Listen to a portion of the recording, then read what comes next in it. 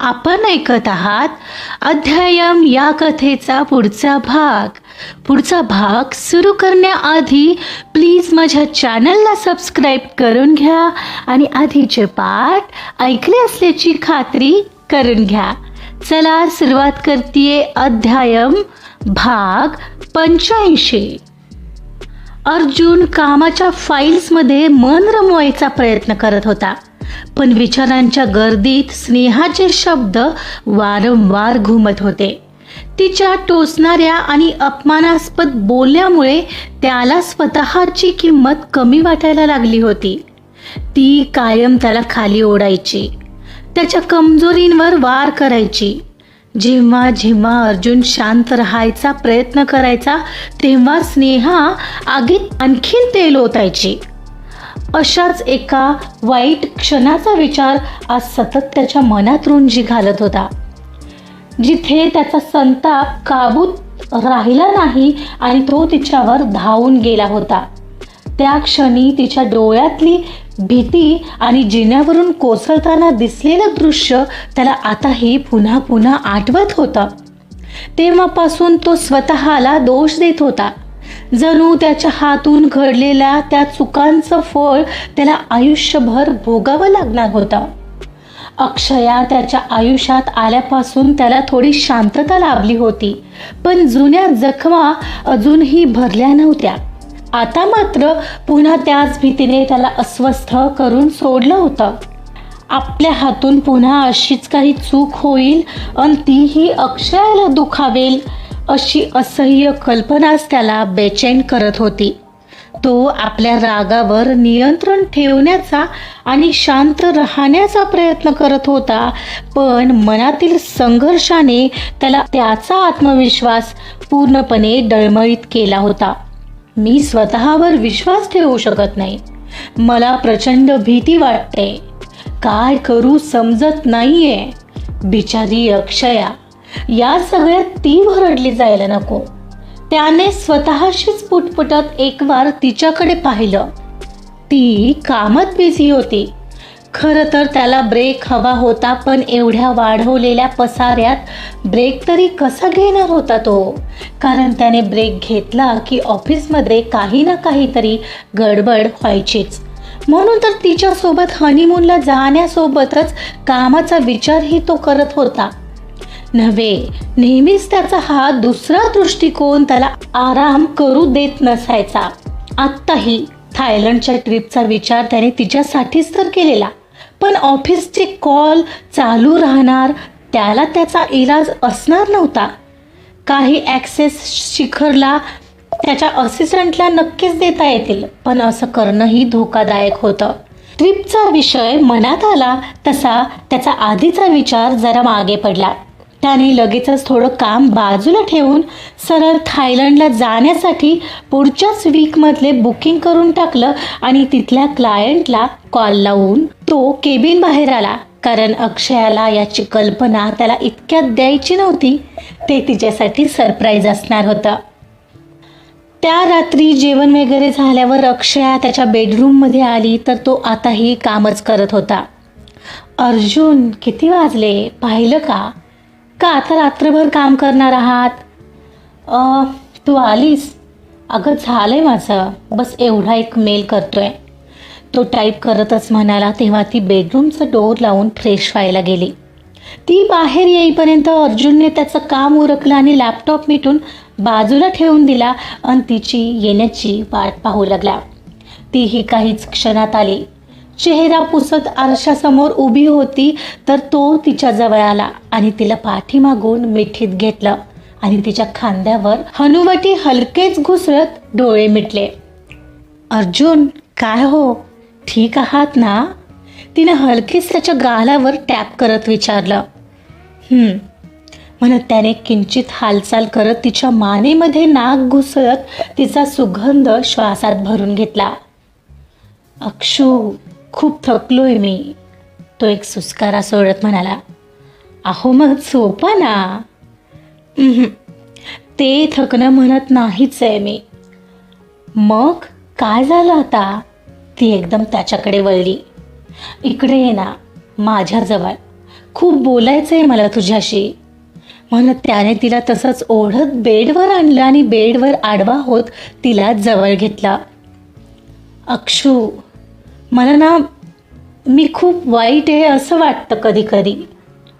हो आहातच की मग, ती हसत बोलली. Akshu, I am serious.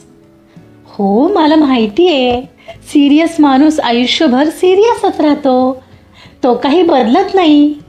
तिच्या डोळ्यात हसू होतं आणि तो मात्र अगदी गंभीर होता. काय हे, मी तुम्हाला हसवायचा प्रयत्न करते आणि तुम्ही आहात की. अर्जुन, बी हॅपी, अक्षया म्हणाली. हो मी प्रयत्न करतोय आणि त्यासाठी आता नेक्स्ट वीकमध्ये आपण लक्षद्वीपला जातोय. तो तुझ्यासोबतचा एक अनोखा अनुभव असेल, आय एम शुअर. तो तिच्या चेहऱ्यावर आलेले केस बाजूला सारत म्हणाला. ओ वाव, मग तरीही का म्हणाला तसं की थकलाय? आपण चाललोय ना, मग छान फ्रेश होऊनच येऊ. बघाच तुम्ही, मी बघते ना तुम्ही कसे फ्रेश नाही होत ते, ती उत्साहाने म्हणाली.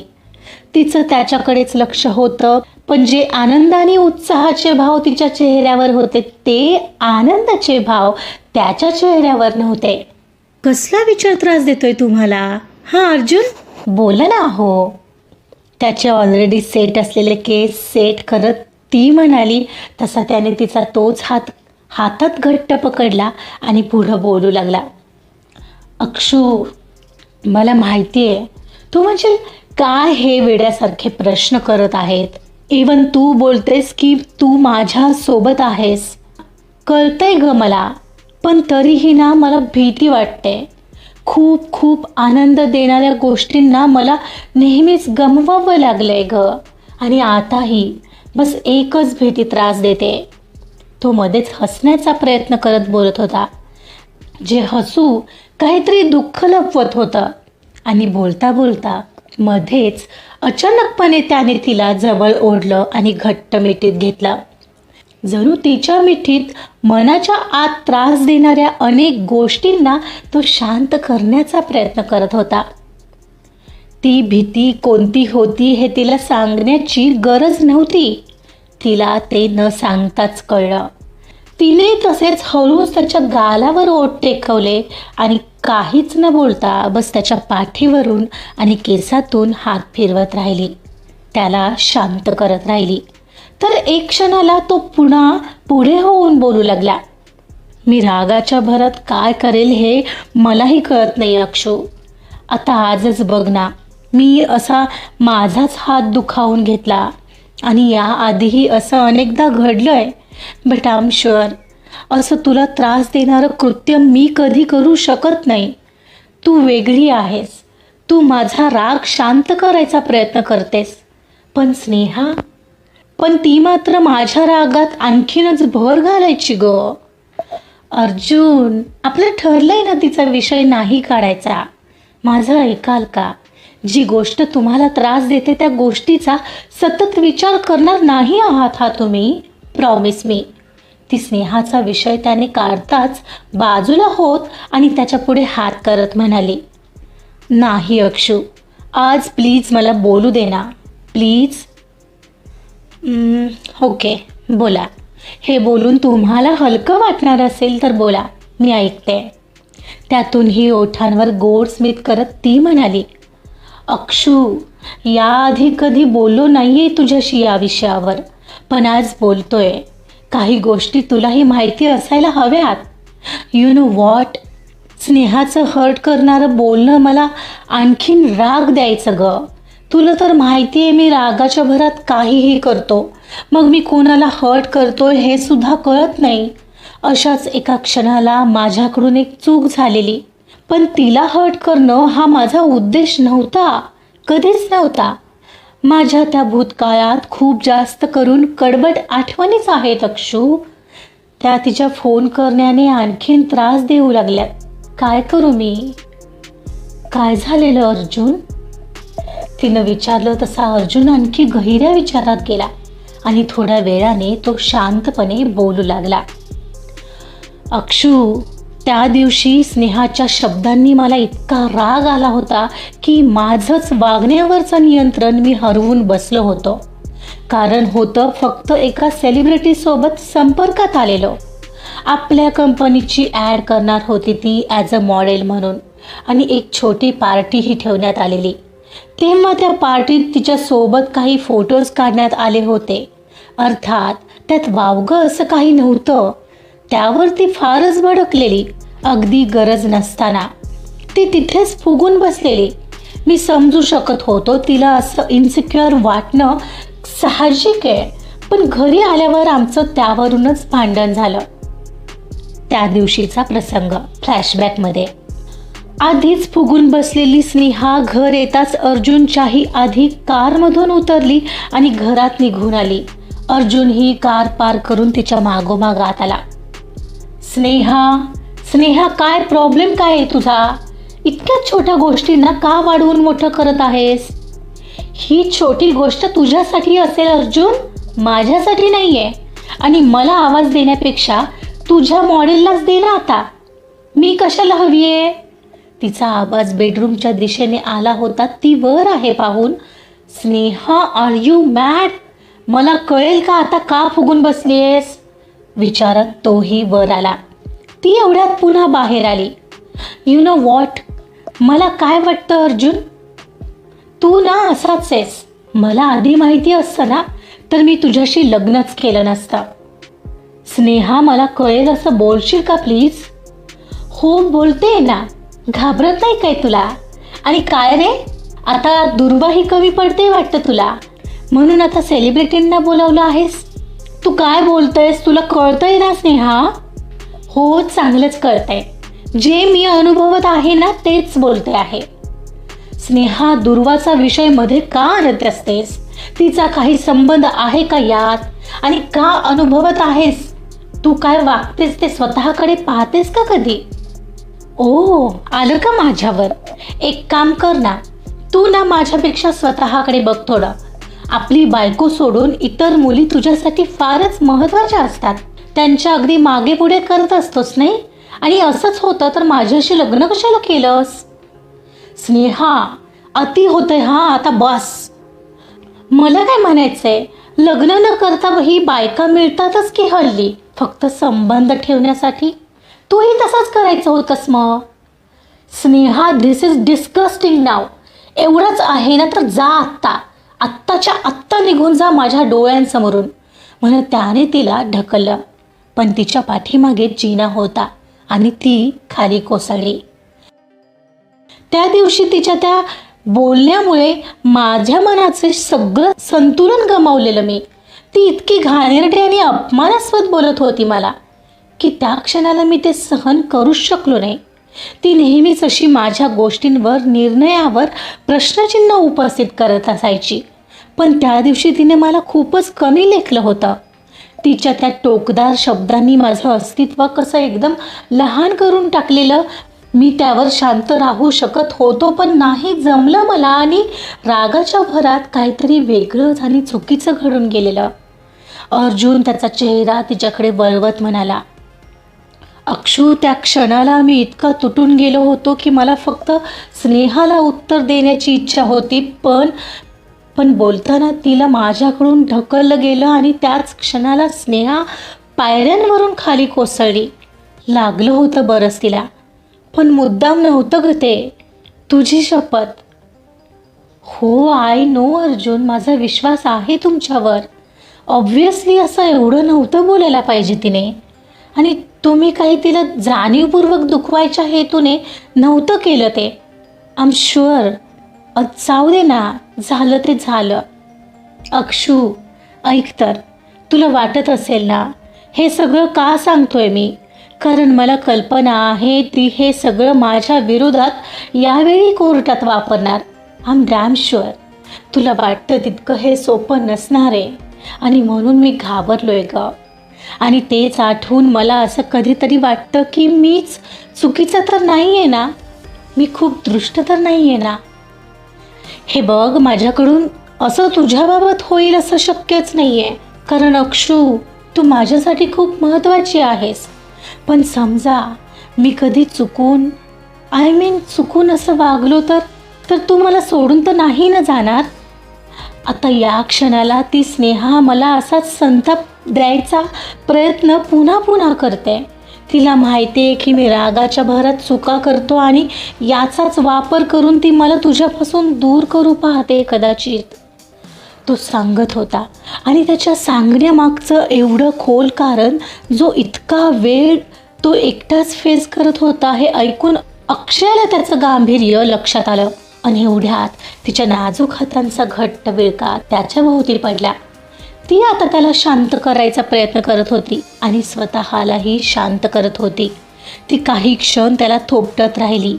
एक क्षण बाजूला झाली आणि तिनं त्याचा चेहरा ओंजळीत पकडला आणि त्याच्या डोळ्यात पाहू लागली. अर्जुन, कधीही विसरू नका, मी आधी तुमची मैत्रीण आहे. असं काही शेअर करावं वाटलं तर बिनधास्त करा. मी तुम्हाला जज नाही करणार, ओके? तो मान हलवत म्हणाला. मग आता तो विषय बंद. आणि हो, तुम्हाला सोडून तर त्याहून नाही जाणार आहे मी. अगदी तुम्ही जा म्हणालात ना तरीही, कळलं ना? ती गोड हसत म्हणाली. तसं त्याच्या चेहऱ्यावर हलकासा स्मित उमटलं. सोबतच तो तिला खूप प्रेमाने पाहत होता. तिला मात्र राहावलं नाही. तिनं अलगद दोघांतलं अंतर कमी करत त्याच्या ओठांवर ओठ टेकवले आणि तिच्या मऊसूद ओठांचा स्पर्श त्याच्या ओठांवर झाला. तसं त्याने तिला आणखीन जवळ खेचलं आणि उत्कटपणे तिच्या ओठांचा रस चाखू लागला. अर्जुन आणि अक्षया यांच्यामधील तो शांत आणि उत्कट क्षण आता एका नव्या वळणावर चालला होता. त्याच्या आतल्या भावना आणि तिच्या समजून घेतलेल्या जवळीकतेचा गंध दोघांमध्ये भिनू लागलेला. अक्षया त्याला अगदी योग्य आधार देऊन शांत ठेवत होती, पण त्या एका चुंबनाच्या स्पर्शाने त्याच्या मनातील अस्वस्थता आणि भीती आपोआप कमी होत होती. तो तिला अशा प्रकारे स्वतःकडे खेचत होता, जणू एकटेपण आणि दुःख दूर होण्याचा त्याला मार्ग सापडला होता. अर्जुनची जाणीव होती की त्याच्या आयुष्यात अक्षया एक अशी व्यक्ती आहे जी त्याला खऱ्या अर्थाने समजून घेते आणि त्याच्या भावनांची कदर करते.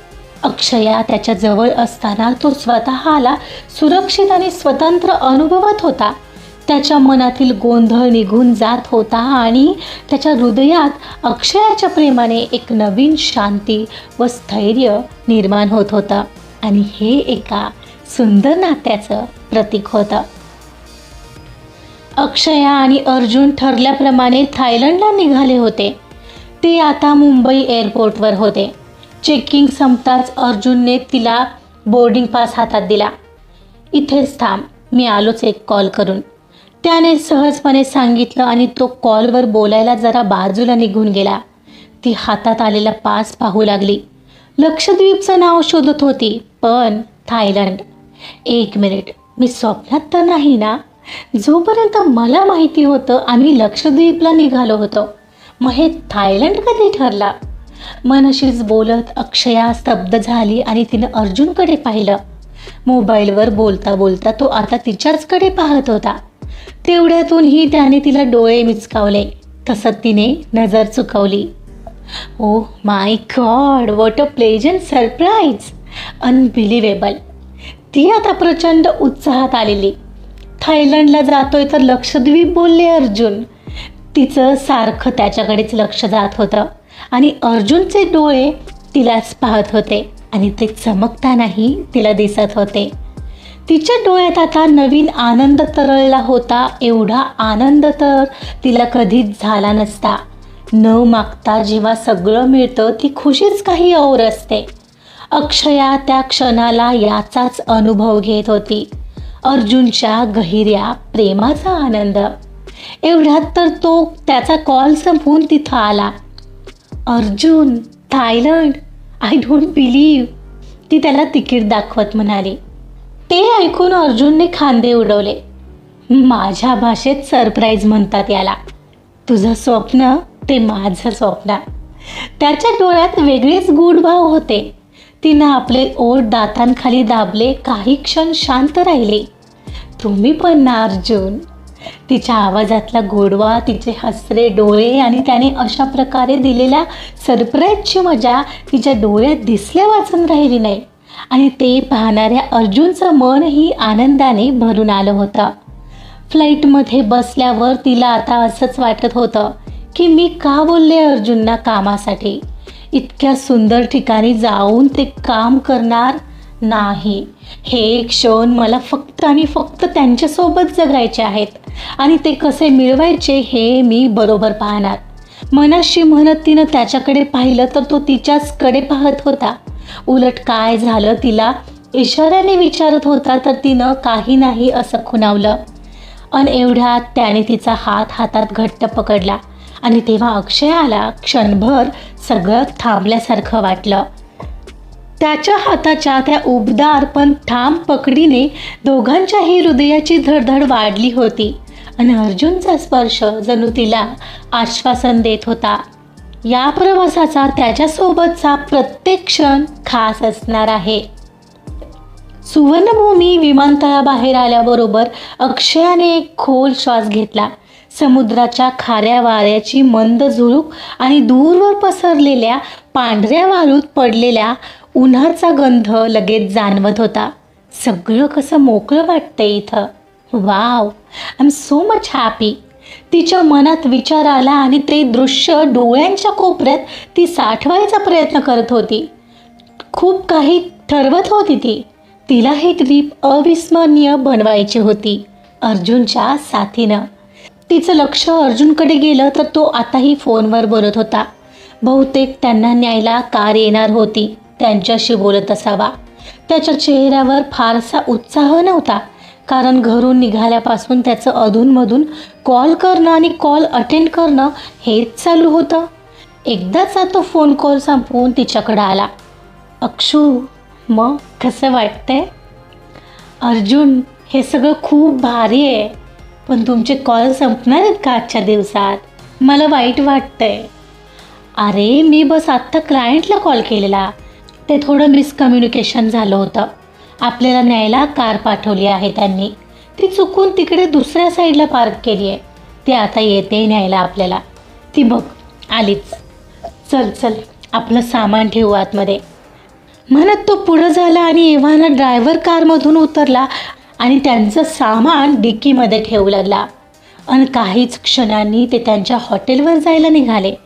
वाऱ्याच्या सौम्य झुळकीसह ते मार्गक्रमण करत होते. कार ज्या रस्त्याने निघालेली तो विविध रंगांच्या फुलझाडांनी सजलेला होता. चारही बाजूला रेशमी हिरवी झाडं जणू स्वागतासाठी उभी होती. सोबत शहरी दृश्य व ध्वनी वातावरणात मिसळून एक गूढ आकर्षण निर्माण करत होते. हॉटेलच्या दिशेने जात असतानाही कधीतरी दोघांची नजर एकमेकांकडे पाहत गूढस्मित करायची. दोघंही अगदीच खुश होते. ती सायंकाळची वेळ होती आणि थायलंडच्या समुद्राच्या किनाऱ्याजवळ हवा थंड आणि ताजीतवानी होती. समुद्राच्या लाटा शांतपणे किनाऱ्याला धडकत होत्या आणि आकाशात सूर्य मावळताना सोनेरी रंगांनी आकाश आणि पाणी दोन्ही व्यापलं होतं. समुद्राचा श्वास आणि लाटांची गूंज एक रोमांचक वातावरण निर्माण करत होती. थायलंडच्या त्या शांत गल्फकडे पाहण्यात ती हरवलेली. समुद्राकडून येणारा थंडावा अंगावर झोंबत होता. ती आनंदाने हसत होती. तिच्या चेहऱ्यावर एक लहानशी विजयी झलक होती. अखेर ती तिच्या स्वप्नातल्या ठिकाणी होती, तेही अर्जुनसह. तिचं अर्जुनकडे लक्ष गेलं. कसला सुंदर आहे ना हा समुद्र अर्जुन, ती त्याच्याकडे वळून पाहत म्हणाली. अर्जुनच्या हातात मोबाईल होता आणि त्याचे डोळे ईमेल्सच्या स्क्रीनवर खिळले होते आणि त्याने बस हुंकार भरला. पण अक्षयाने एकदम हुशारीने मोबाईल बाजूला काढला आणि ती त्याला म्हणाली, अर्जुन तुम्ही विसरताय बहुतेक. मी तुमच्यासोबत वेळ घालवण्यासाठी इथं समुद्रकिनाऱ्यावर हट्टाने घेऊन आले ते. अर्जुनने हसून तिला मान हलवली, पण त्या हास्यामागे एक व्यावसायिक विचारांचा धागा अजूनही अधांतरीच होता. अक्षू ऐक ना, तेवढा एक ईमेल महत्त्वाचा आहे, तेवढा करू दे ना प्लीज. मग प्रॉमिस मी तुझ्यासोबत वेळ घालवेन. नाही मिळणार म्हणजे नाही मिळणार, ती अगदी दुसऱ्या बाजूला त्याचा मोबाईल लपवत म्हणाली. तो हतबलपणे हसत राहिला फक्त, पण त्याला तो ईमेल महत्त्वाचा असल्याने तो पाठवल्याशिवाय काही चैन मिळणार नव्हतं. सूर्य मावळत असतानाची ती वेळ आणि समुद्रावरून दूरवर एक छोटीशी फेरी दिसत होती. लाटा हलकेच तिच्या आजूबाजूला खेळत होत्या आणि निळ्या पाण्यावर सूर्यप्रकाशाचे सोनेरी प्रतिबिंब तरंगत होते. थायलंडच्या त्या निळ्या समुद्राचं सौंदर्य काठावर उभ्या दोघांनाही जणू अलगद आपल्या मिठीत घेत होतं. अर्जुन, ती फेरी पहा ना, अक्षया उत्साहाने म्हणाली. किती सुंदर दिसते ना ती पाण्यावर नाचल्यासारखी. आकाशाची रंगत आणि लाटांचा ताल, निसर्गाचं हे एक अप्रतिम नृत्यच नाही का? ती त्याचं लक्ष त्याकडे वळवत म्हणाली. अर्जुनने तिचं वाक्य ऐकलं तरी होतं का नाही ते काय माहीत. हो, विचारात घडलेला, एकदम कशाशा विचारात बुडालेला आणि त्यातून अचानक बाहेर आल्यासारखा बोलला. अर्जुनने तिच्या नजरेने त्या फेरीकडे पाहण्याचा प्रयत्न केला, पण त्याचं मन फोनच्या ईमेल्सच्या मागं अडकलं होतं. त्याच्या चेहऱ्यावर गंभीर भावच होते. अक्षया त्याच्या त्या एकाग्रतेकडे पाहून एक क्षणभर थांबली आणि त्याला म्हणाली, आय डोंट थिंक अर्जुन, तुमचं लक्ष ईमेल पाठवल्याशिवाय इथं लागेल. म्हणत तिने त्याचा फोन त्याच्याकडे झटक्यात दिला आणि सरळ किंचित रागातच समुद्राच्या त्या लाटांकडे पाहू लागली. अक्षू, वेट ना, फक्त एवढा ईमेल करतो. तुझी शपथ, तू रागावू नकोस ना यार अशी. तो तिचा हात पकडून म्हणाला.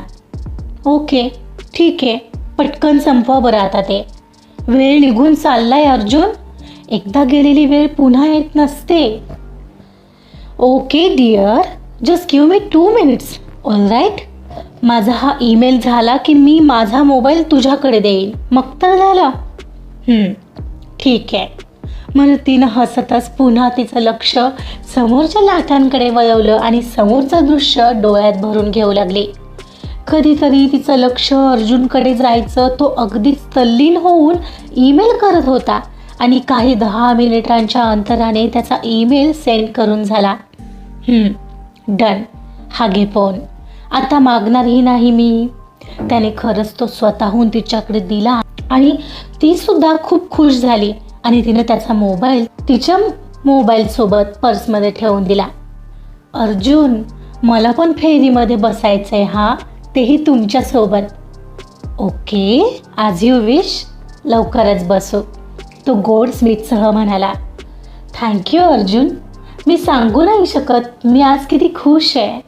माझ्या आवडत्या ठिकाणी या अशा सुंदर सूर्यास्तावेळी बीचवर, तेही तुमच्यासोबत, हा आनंद मला खरंच शब्दांनी व्यक्त करता येणार नाही आहे. म्हणून तिनं त्याच्या हाताला विळखा घातला आणि त्याच्या खांद्यावर डोकं टेकवलं. एवढ्यात त्याचा मोबाईल वाजू लागला. तसं दोघांनी एकमेकांकडे पाहिलं. नाही घेणार आहात हा? हो, आहे माझ्या लक्षात अक्षू. तो कसा बसा हसला, पण मोबाईल वाजत होता की त्याच्या हृदयाची धडधड सुरू झाली. तो उचलल्याशिवाय जणू आता त्याला चैन पडणारच नव्हतं. कोणाचा फोन आहे नि कोणाचा नाही, क्लायंटचा तर नसेल ना, का शिखर करत असेल फोन? त्याला नाना प्रश्न छळत होते आणि त्याचा असा मोबाईल वाजत होता त्याने तिला डिस्टर्ब व्हायला होत होता. तिनं तो बाहेर काढला आणि सायलेंट करू पाहणार तर पुन्हा येणारा कॉल अर्जुनला दिसला आणि आता मात्र त्याला थांबणं अशक्य होतं, कारण फोन नवीन क्लायंटचा होता. अक्षू, 1 मिनिट, ऐक तर, एवढा कॉल उचलू का? नवीन क्लायंट आहे गं, काही महत्त्वाचं असेल तर, तो म्हणत होता. तसं तिनं त्याच्याकडे थोडं रागानेच पाहिलं. हा एवढा कॉल अक्षू, हा झाला की मी खरंच घेत नाही, आय प्रॉमिस. ठीक आहे, तुम्हाला जे करायचं ते करा, मी आता काही बोलणारच नाही, ती त्याला म्हणाली आणि त्याचा फोन त्याच्या हातावर ठेवून सरळ लाटांकडे निघून गेली, ज्या तिला केव्हाच्या बोलावत होत्या. आजचा भाग इथं संपलेला आहे. अक्षया आणि अर्जुन फायनली थायलंडच्या ट्रीपवर आले आहेत. पण अर्जुनचं ट्रीपवर येऊनही असं काम करणं अक्षया आणि अर्जुनच्या नात्यात गोंधळ तर निर्माण नाही ना करणार. बघूया काय होतंय पुढील भागामध्ये. त्यासाठी ऐकत रहा अध्यायम कथा आवडत असेल तर प्लीज लाईक करा, सबस्क्राईब करा आणि शेअरसुद्धा करा. Thank you so much.